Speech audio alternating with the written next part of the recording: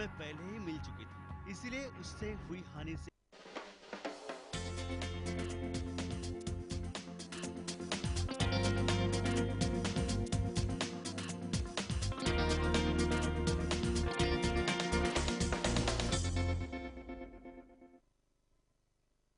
नमस्कार, मैं हूं अवनींद्र आशुतोष। हमारी खास पेशकश यार गद्दार में आपका बहुत बहुत स्वागत है।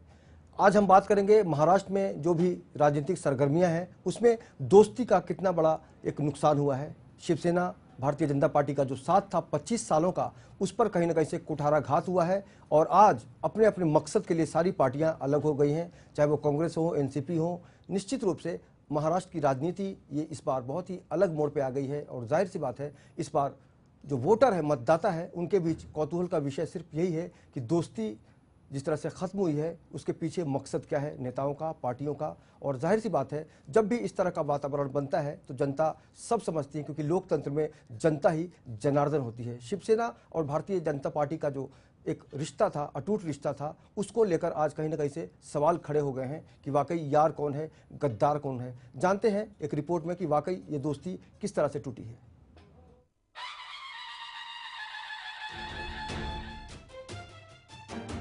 राजनीति में सिद्धांत ही पार्टी भविष्य तय करता है। महाराष्ट्र में शिवसेना का जन्म ही भूमिपुत्रों के न्याय के लिए हुआ था। हिंदुत्व के मुद्दे पर पार्टी ने अपना ढांचा खड़ा किया था। आगे बढ़ने की ललक ने एक नए दोस्त को अपने साथ जोड़ा, दोस्त यानी भाजपा।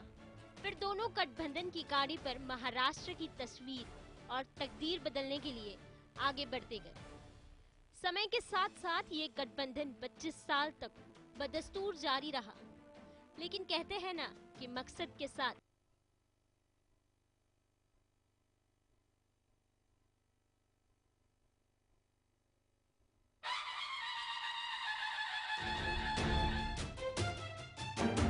राजनीति में सिद्धांत ही पार्टी भविष्य तय करता है।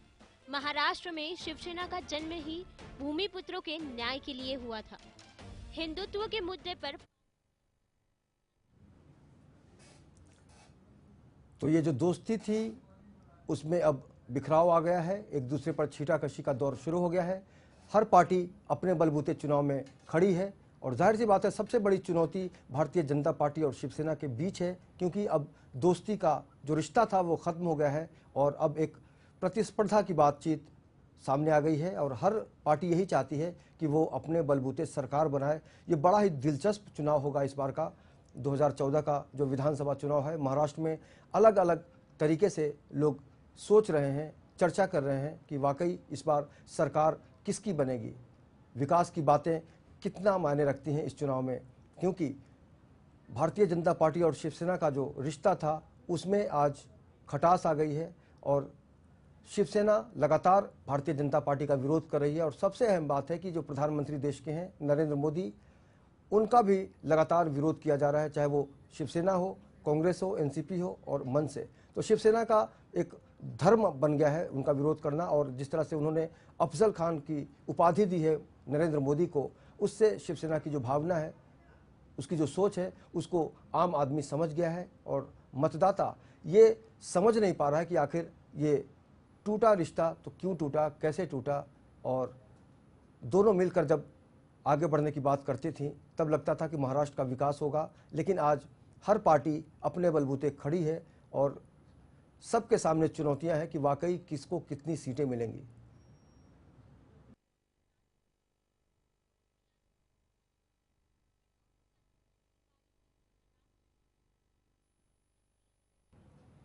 तो दोस्ती में जो रिश्ते की बात होती है वो अब खत्म हो गई है और लगातार विरोध हो रहा है। एक बार फिर से डालते हैं एक नज़र इस रिपोर्ट पर और जानते हैं कि वाकई इसके पीछे किस तरह की मानसिकता है।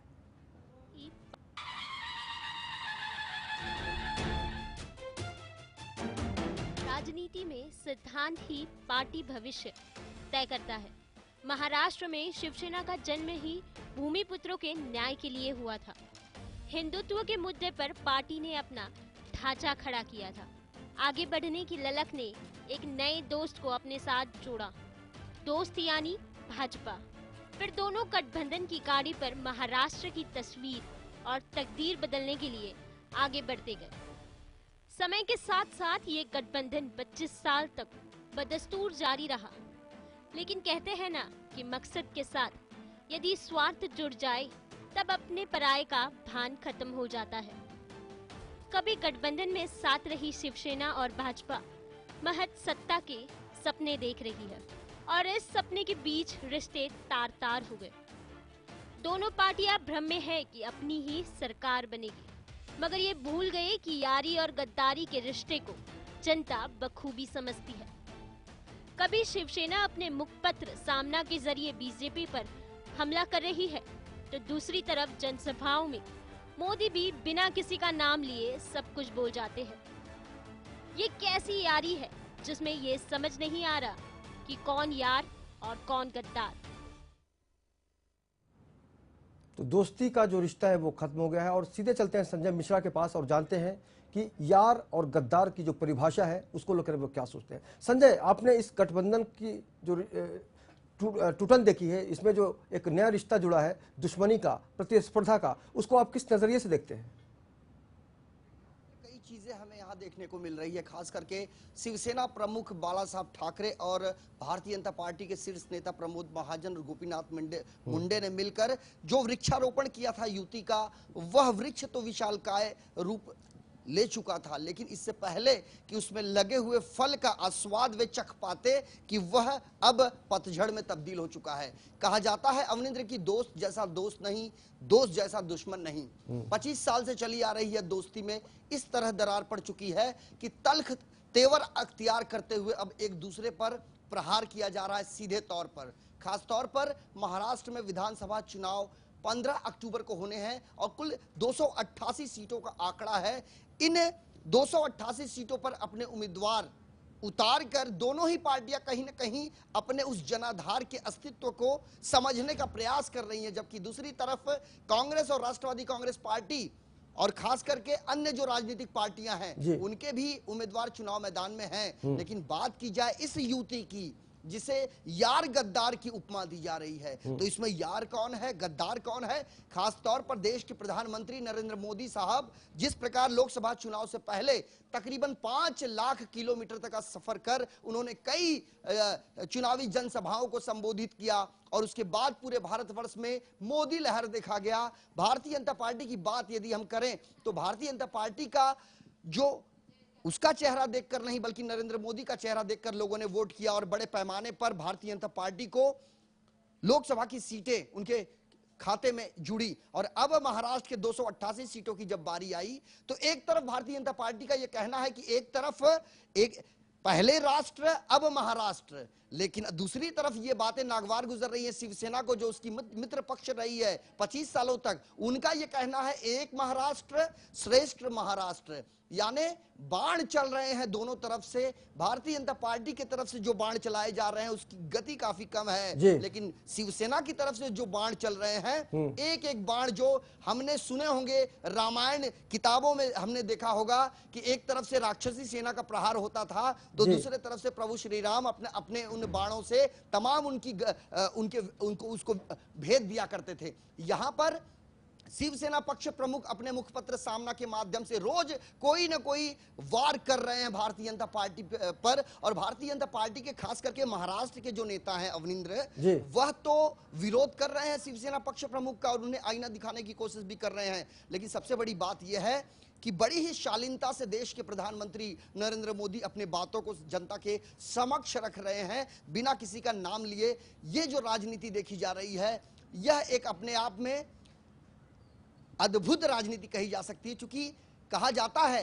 कि जीत हासिल करने के लिए अपना परचम लहराने के लिए लोग चलते हैं एकजुटता के साथ लोगों को अपने साथ लेकर। लेकिन यहां पर एक जमाना ऐसा था कि एक रथ पर भारतीय जनता पार्टी और शिवसेना दोनों सवार होकर अपने रणभूमि की तरफ निकल पड़ते थे। लेकिन अब साफ तौर पर सीटों के बंटवारे में जब जो अनबन ठनी तनातनी ठनी निष्कर्ष कुछ निकल कर नहीं आया। एकला चलो की तर्ज पर चुनाव लड़ने के लिए चल पड़े हैं ये लोग। लेकिन भारतीय जनता पार्टी के महाराष्ट्र प्रदेश अध्यक्ष देवेंद्र फडणवीस ने साफ तौर पर कहा था कि चुनाव प्रचार के दौरान हम शिवसेना की खिलाफत नहीं करेंगे। लेकिन वहीं दूसरी तरफ शिवसेना की तरफ से ऐसे ऐसे शब्दों का प्रयोग किया जा रहा है जो पूरी तरीके से आघात पहुंचा रहा है भारतीय जनता पार्टी को और साथ ही उसके तमाम राजनेताओं को। संजय जी, ऐसे में हम एक बार फिर सुनने की कोशिश करते हैं कि देश के जो पंत प्रधान हैं, प्रधानमंत्री नरेंद्र मोदी शिवसेना के बारे में क्या राय रखते हैं, क्या सोचते हैं। एक नजर डालते हैं उनके बयान पर।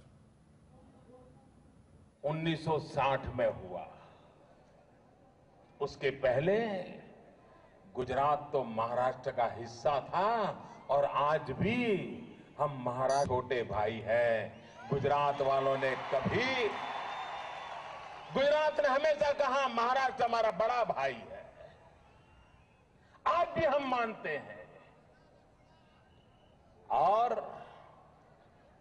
हम तो सदियों से आपके छोटे भाई बनकर के रहे हैं। कुछ अखबार के पंडितों ने लिखा है कि मोदी ने अपने भाषण में शिवसेना की आलोचना नहीं करते हैं। बाला साहब ठाकरे ने अपना जीवन खपा दिया था, दुनिया भर की आलोचनाओं के खिलाफ वो अकेले खड़े रहे थे।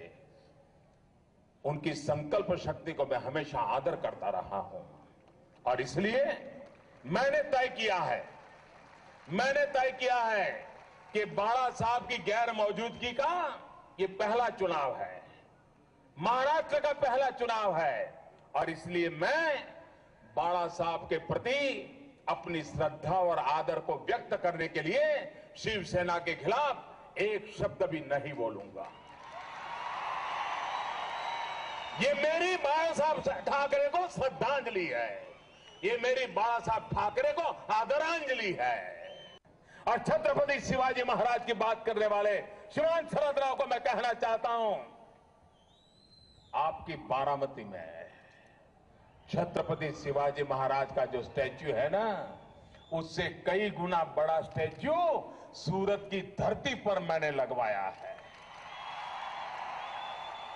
इतिहास में छत्रपति शिवाजी महाराज को सूरत के नाम से बदनाम करने वालों को जवाब देने का काम मैंने किया है। उसी सूरत में सबसे बड़ा छत्रपति शिवाजी महाराज का पुतला लगा करके इतिहास को मैंने झकझोर दिया है।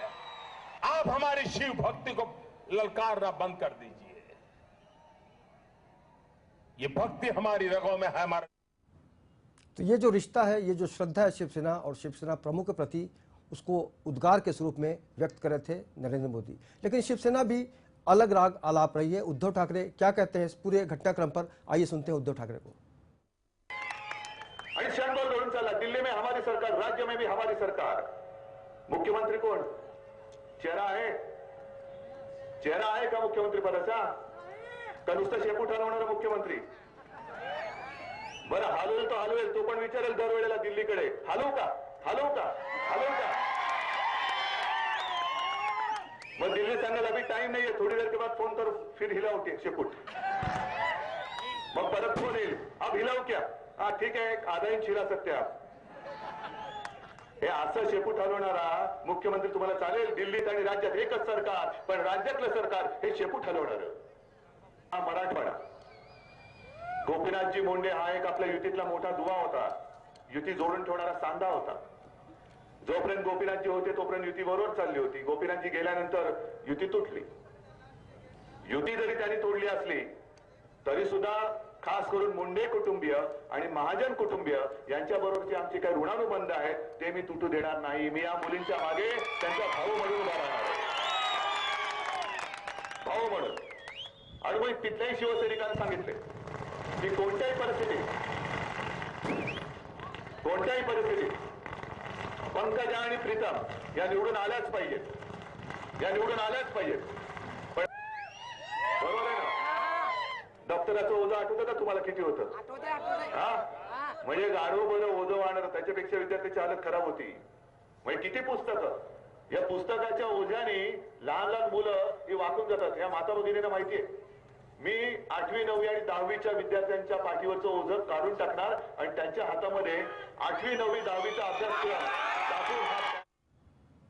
तो मोदी का सवाल, मोदी का जवाब, उद्धव साहब अपनी तरह से बात कर रहे हैं। फिलहाल वक्त होगा एक छोटे से ब्रेक का, आप बने रहिए हमारे साथ, हम बहुत जल्द हाजिर होंगे।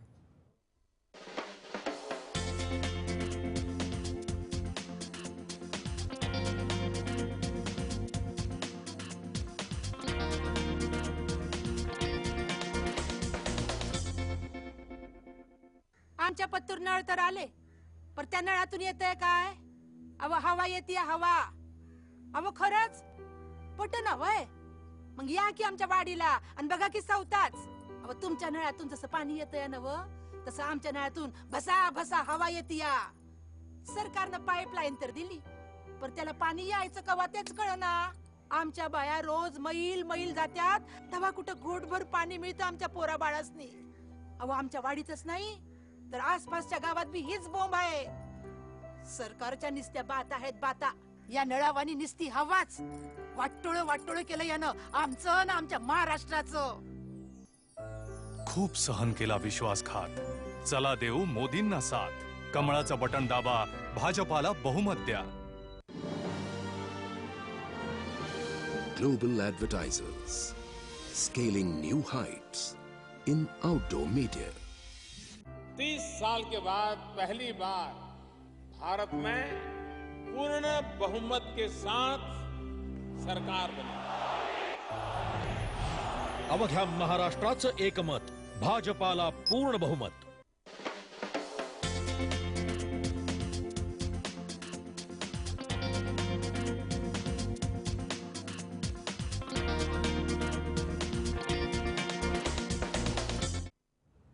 ब्रेक के बाद आपका बहुत बहुत स्वागत है। हम बात करें शिवसेना और भारतीय जनता पार्टी के रिश्ते में जो बिखराव आया है, जो टूट आई है सामने, उसको लेकर महाराष्ट्र की जनता हतप्रभ है। ऐसे में सवाल उठता है कि ये रिश्ता क्या कहलाता है। एक बार फिर रुक करेंगे संजय मिश्रा के पास, जो न्यूज़ रूम से हमारे साथ बने हुए हैं। संजय, आप सीधा सीधा बताइए कि ये रिश्ता क्या कहलाता है। देखिए, मैं आपको एक चीज बताना चाहता हूं, जहां एक तरफ शिवसेना पार्टी जो है वो महाराष्ट्र की क्षेत्रीय पार्टियों में गिनी जाती है, एक अलग दबदबा है, वहीं दूसरी तरफ भारतीय जनता पार्टी राष्ट्रीय पार्टी के रूप में देखी जाती है। और गत लोकसभा चुनाव में जिस प्रकार से मोदी की लहर देखी गई और एक बड़ी संख्या में जो सीटें भारतीय जनता पार्टी के पाले में गई, उसके बाद भारतीय जनता पार्टी का जो आत्मविश्वास है वह लगातार बढ़ता गया। वहीं दूसरी तरफ शिवसेना पार्टी अपना जनाधार बढ़ाने के लिए हर संभव प्रयास कर रही है। आपको ये बताना चाहेंगे, नरेंद्र मोदी साहब बिना नाम लेते अप्रत्यक्ष रूप से तमाम वह बातें कर देते हैं जो उनके जहन में होती है। दूसरी तरफ उद्धव ठाकरे साहब की यदि बात करें तो वह मंच से जिन जिन शब्दों का प्रयोग करके तल्ख अंदाज में जो भी टिप्पणी करते हैं, उससे साफ तौर पर यह दिखाई देता है कि यह कहीं ना कहीं विरोधाभास है, जबकि नरेंद्र मोदी में ऐसा कोई चीज देखने को नहीं मिलता है। अफजल खान से भारतीय जनता पार्टी की तुलना करी है शिवसेना पक्ष प्रमुख उद्धव ठाकरे साहब ने, लेकिन अब जनता भी पेशो पेश में है कि जिस एशिया की सबसे बड़ी बृहन मुंबई महानगर पालिका कही जाने वाली मुंबई महानगर पालिका, जिसे एशिया की सबसे बड़ी महानगर पालिका कही जाती है, सालाना आर्थिक बजट 33,000 करोड़ का है, जिसके शीर्ष पर 30 साल यानी 30 दशक हो चुका है अवनिंद्र शिवसेना और भारतीय जनता पार्टी का सामूहिक परचम लहराते हुए। अब जब इनके अंदर खटास आया, सीटों के बंटवारे को लेकर अलग अलग राह अख्तियार किया है चुनाव लड़ने के लिए, तो क्या भारतीय जनता पार्टी में इन्हें, क्या बृहन मुंबई महानगर पालिका में इन्हें बने रहने का हक है? केंद्रीय मंत्रिमंडल में जिस प्रकार से शिवसेना के सांसदों का समावेश किया गया है, क्या शिवसेना पक्ष प्रमुख उद्धव ठाकरे साहब ने विदेश जाने के बाद नरेंद्र मोदी साहब के लौटने के पश्चात अनंत गीते अपना राजीनामा पेश करेंगे? क्या ऐसा कुछ हुआ? ये तमाम चीजें हैं जिस पे देश की जनता की नजरें टिकी हुई, और खास करके इस बार जो नूरा कुश्ती चल रही है अवनिंद्र, वह दिलचस्प है। ऐसा लगता है कि भारतीय जनता पार्टी कहीं ना कहीं से मजबूत दिखाई दे रही है और शिवसेना को भारतीय जनता पार्टी से इतना बड़ा दुश्मन कोई दिखाई नहीं दे रहा है। इसीलिए शिवसेना पक्ष प्रमुख बाणों पर बाण चलाए जा रहे हैं और अब चहुओर यानी चौतरफा वार भारतीय जनता पार्टी पर होने लगा है, ऐसा प्रतीत होता है। लोगों का जो इंटेंशन है वह भारतीय जनता पार्टी की उस साख को काटना है जिससे कि उसका जनाधार बढ़ा है। संजय, अगर हम भाई की बात करें तो शिवसेना का एक अलग चेहरा दुनिया ने देखा है और राज ठाकरे सपोर्ट भी बोल रहे हैं, मोदी की खिलाफत कर रहे हैं, इसको क्या समझा जाए?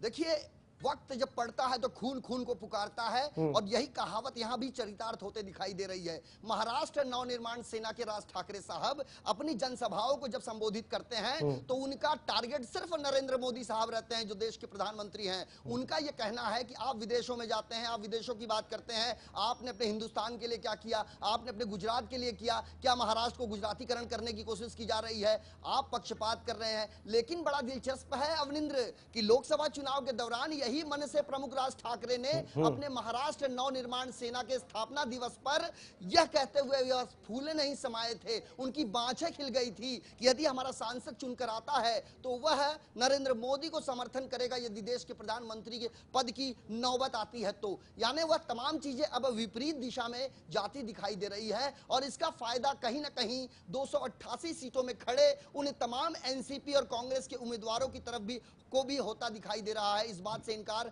नहीं किया जा सकता। कहा जाता है कि जहां पे शिवसेना और भारतीय जनता पार्टी का डंका बजा करता था जिनकी मौजूदगी में, अब उनकी नामौजूदगी में शिवसेना पक्ष प्रमुख उद्धव ठाकरे साहब अपना जनाधार बढ़ाने में कितने कामयाब हो पाते हैं, संजय, ये दिलचस्प है। बिल्कुल, जब आपस में रिश्तेदार लड़ते हैं तो फायदा पड़ोसी उठाते हैं। आपको लगता है कि शिवसेना बीजेपी की जो लड़ाई है उसका कहीं ना कहीं से फायदा उठाने की कोशिश कांग्रेस और एनसीपी के लोग करेंगे? देखिए, ये कहावत मैं बड़े संक्षेप में मसलन के तौर पे एक नजीर देना चाहता हूं अवनिंद्र आपको। हमने इतिहास के पन्नों में पढ़ा था कि पृथ्वीराज चौहान का खात्मा करने के लिए मोहम्मद गौरी ने जयचंद की शरण ली थी।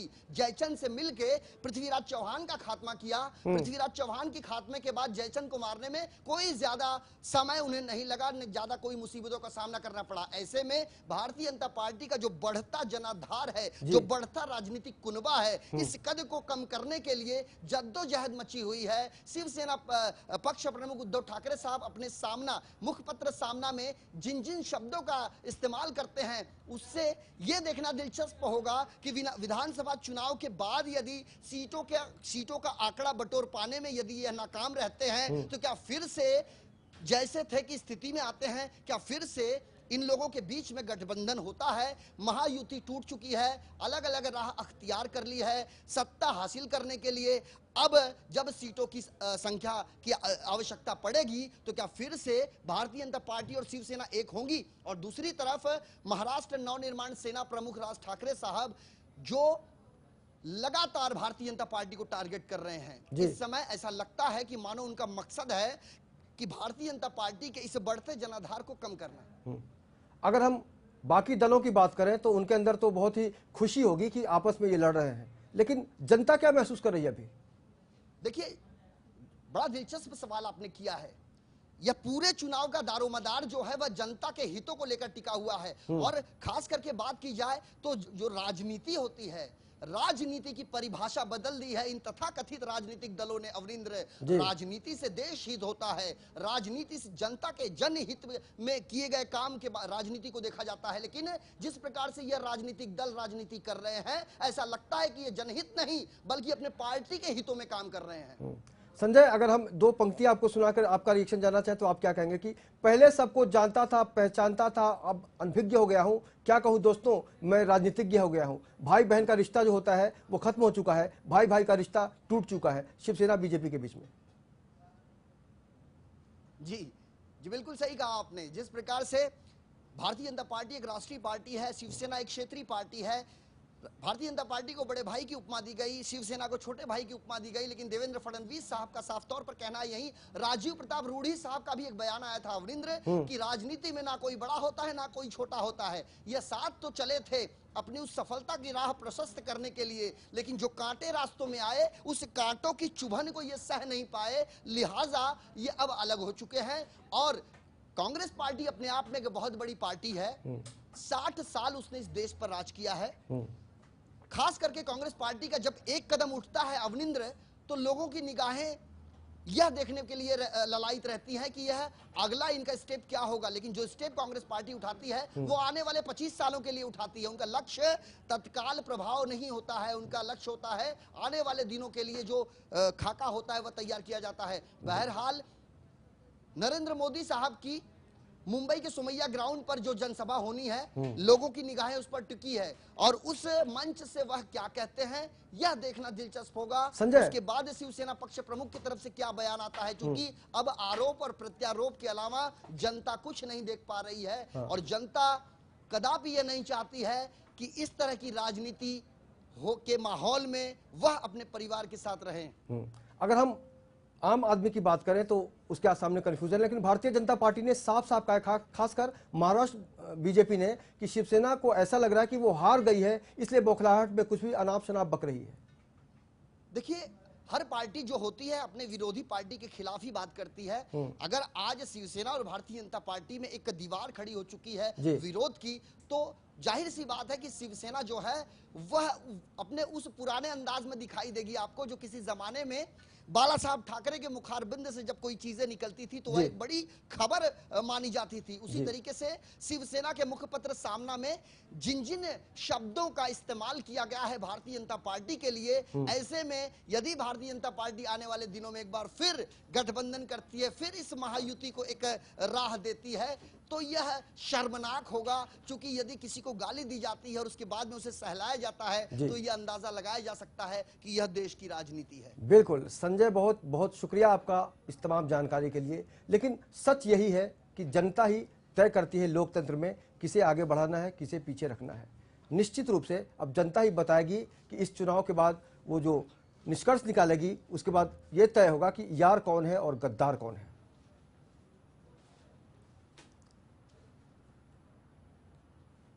अब बारी जनता की है और जनता ही बताएगी कि वाकई यार कौन है, गद्दार कौन है। इस खास पेशकश में इतना ही, लेकिन आप लगातार बने रहिए लेमन न्यूज के साथ। मुझे पूरी टीम के साथ दीजिए इजाजत। नमस्कार।